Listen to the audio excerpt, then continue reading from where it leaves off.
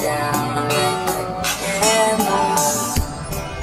You don't really know you. Dinumog ng napakaraming tao ang Vista Mall kung saan nag-mall show ang Pinoy Big Brother Gen 11 ex-housemates na sina Fiang, Jazz, Rain, Colette, Kai, Jaren, JM, GP at Dongpat. 21,000 yung mga taong nandun para suportahan ang mga Pinoy Big Brother ex-housemates ni Kuya. Sobrang saya at ang daming ganap na nangyari. Grabe yung hiyawan ng mga fans noong si DG ang nagsabi kung gaano ba daw kalakas ang JM Fiang, pati daw ang Jar Fiang. May mga chika pa nga daw na binato daw si JM sa mga fandom ng Jar Fiang.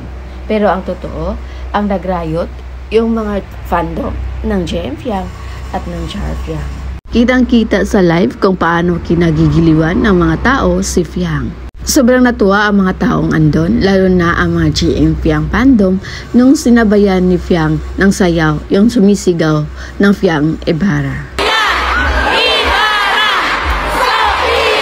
Napakabait daw ni Fiang at sobrang down to earth dahil sobrang niyang na-appreciate yung mga simple gifts na binigay sa kanya.